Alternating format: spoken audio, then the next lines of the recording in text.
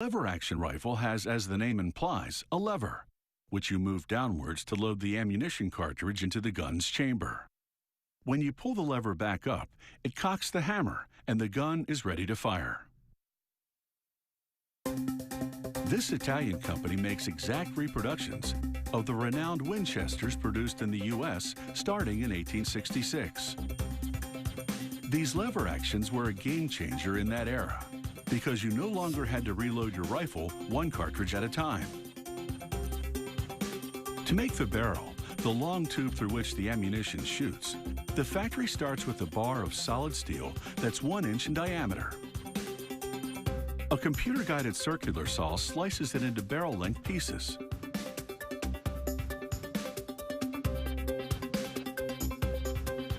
Next, a computer-guided drill bores through the center of each barrel-length bar. The drill is fluted, which provides a channel for a continuous high-pressure flow of cutting oil. This breaks down the metal shavings as the drill advances from one end of the bar to the other over the course of 5 minutes. A reamer gradually widens the bore to the required diameter. This takes 15 minutes. The diameter of the barrel is what determines a firearm's caliber.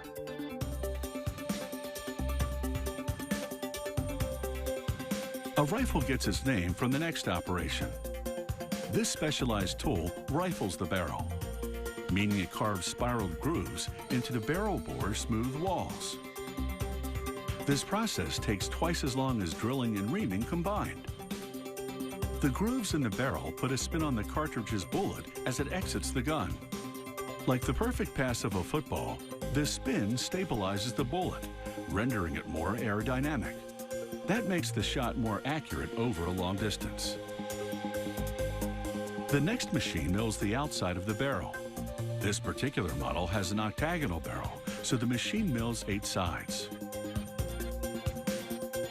Another machine then makes threads on the back end, so the barrel can later screw into the adjacent part of the rifle. A local foundry, meanwhile, forges the rifle's lever. Workers feed solid steel bars into a small furnace. The furnace temperature, a blazing 2200 degrees Fahrenheit, softens the steel in a matter of seconds. While the bar is still red hot, they place it in a die and stamp it with a press to bend it.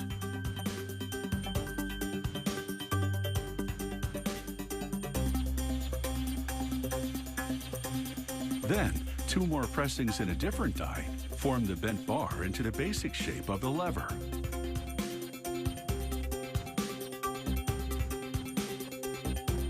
A 4th pressing, against a razor-sharp die this time, trims the perimeter.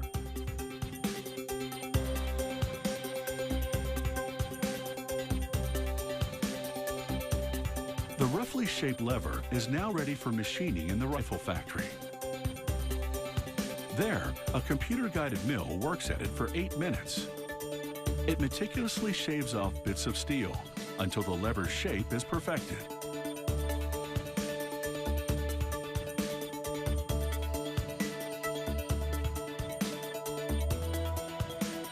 The mechanical section of the rifle is called the action. Like the lever, it's forged out of a steel bar. Then, over the course of an hour, it's machined to specifications by 100 different computer-guided tools. This operation not only finalizes the action's external shape, it also hollows out areas for the internal components, namely the rifle's lever-activated loading and firing mechanism. But before that assembly happens, the action takes a side trip to a metal treatment plant, where it undergoes a 2-step process. First, it's submerged for 3 minutes in a hot water bath with special salts which harden the steel. Then, a quick dip in a second bath, where a coloring chemical gives the steel an antique finish. The action now returns to the gun factory to rejoin the rifle's other components.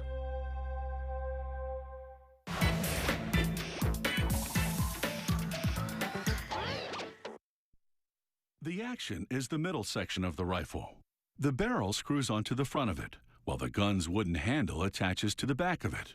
When you pull the trigger, the hammer hits the firing pin. This strikes the cartridge, igniting the explosive primer inside. The blast propels the bullet out of the barrel of the gun. To assemble the rifle's firing mechanism, workers first attach the trigger and the hammer spring to a larger component called the trigger guard. Then they connect the hammer itself with a tight-fitting pin. The hammer spring provides resistance, allowing the hammer to hit the firing pin hard enough to fire the cartridge after it's cocked.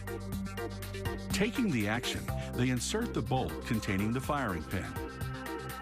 Then the firing pin extension. This wedge piece links those two components.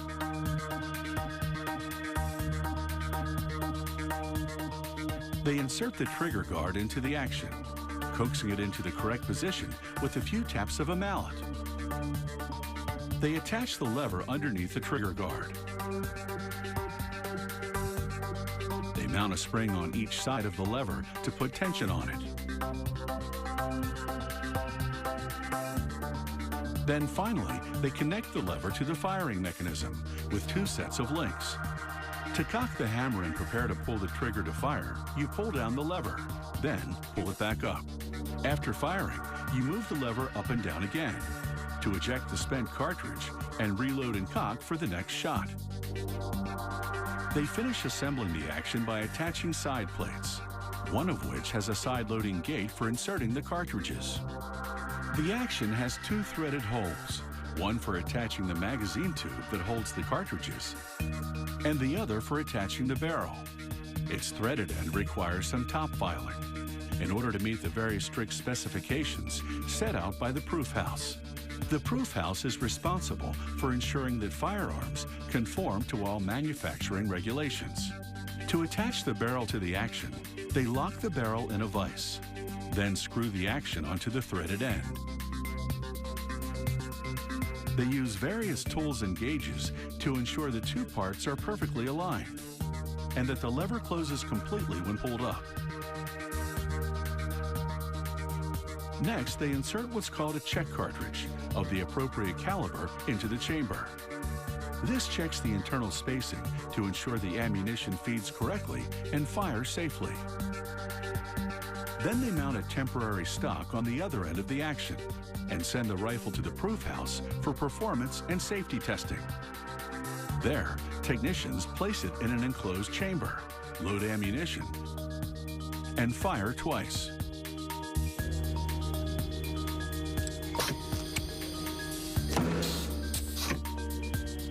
The proof house hand punches markings onto the bottom of the rifle.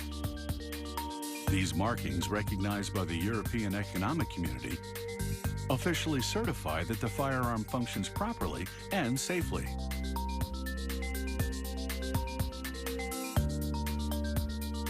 The gun factory contracts a woodworking company to produce the rifle stock. It's made from a block of walnut. First, workers trace a template that's in the basic shape of the stock.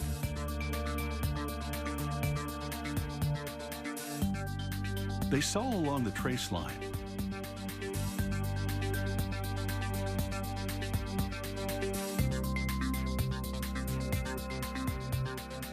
This gives them a starting form, which computer-guided machines then refine.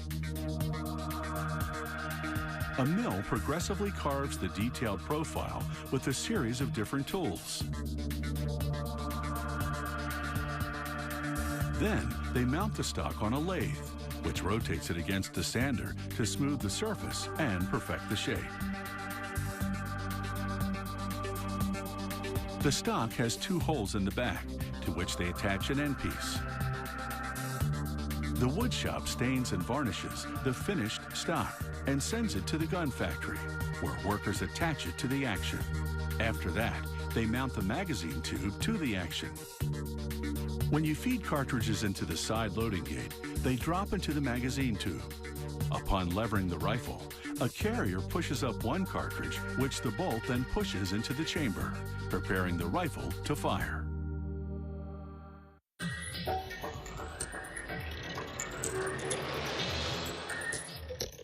If you have any comments about the show, Or if you'd like to suggest topics for future shows, drop us a line at sciencechannel.com/how it's made.